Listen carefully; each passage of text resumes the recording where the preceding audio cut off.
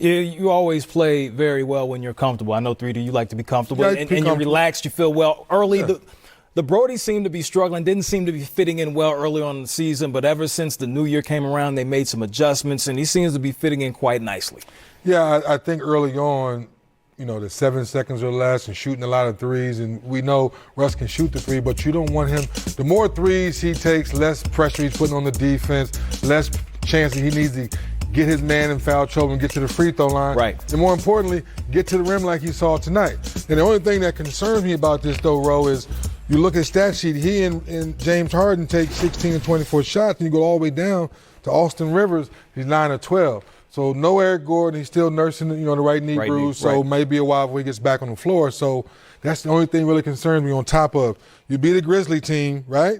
But you still got they give up 22 offensive rebounds. Yeah, I mean, that's not good, and let's not. Now, when you're playing better teams. Yeah, and see, that's what I'm saying. And that's what's going to concern you, because now, if Russ and James don't shoot the ball great, now you're in trouble. Now you have a problem. So that's something I'm sure the Antonius coach staff will talk about.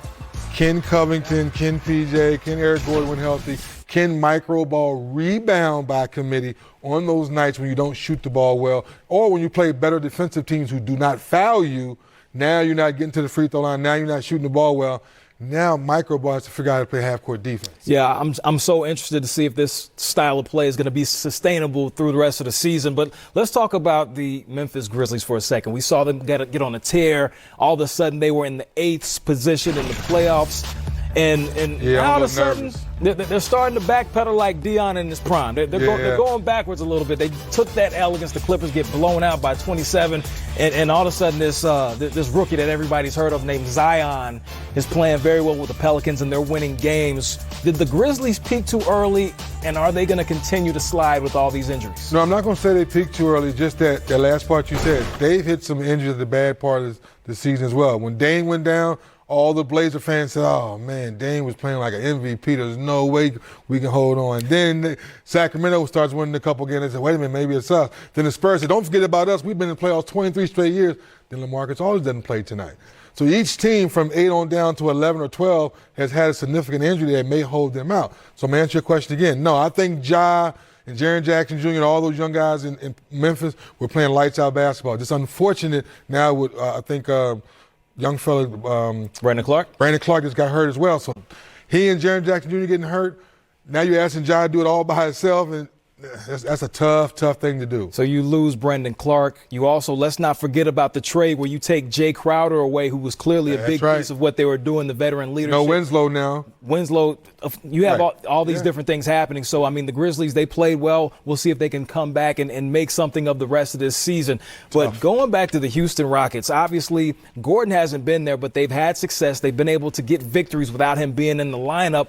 Once he returns, how well is this going to work out for Houston, having a player that has this type of offensive repertoire in his lineup?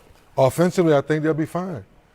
We all would agree Eric Gordon is still one of the best scorers on get to the floor. Let's not forget when James Harden or Russell Westbrook 50 in Utah. Let's not forget about it. This young man can get it done. The question is it your turn, Rose? Is it my turn? Is it your turn? When the playoffs, I mean, I just have to see it to believe it. How does that work? In the playoffs, no back-to-backs, day off, the game slows down. Everybody's waiting to see that. Everybody waiting to see that's the big topic of conversation. Every year we see what the Rockets do during the regular season. Put up major numbers. James Harden scores out this world. And then we want to see what happens in late April and into May. We're going to find out this season. Have to figure it out. If you want, the good thing, if you're a Rockets fan, everybody's bought in. All the chips are on the table. And like James Harden said, they're going to figure out. You have to figure it out. That's why you have to wait and see. We will have to wait and see. We'll also have to wait and see on what's going on with the latest with the process. Joel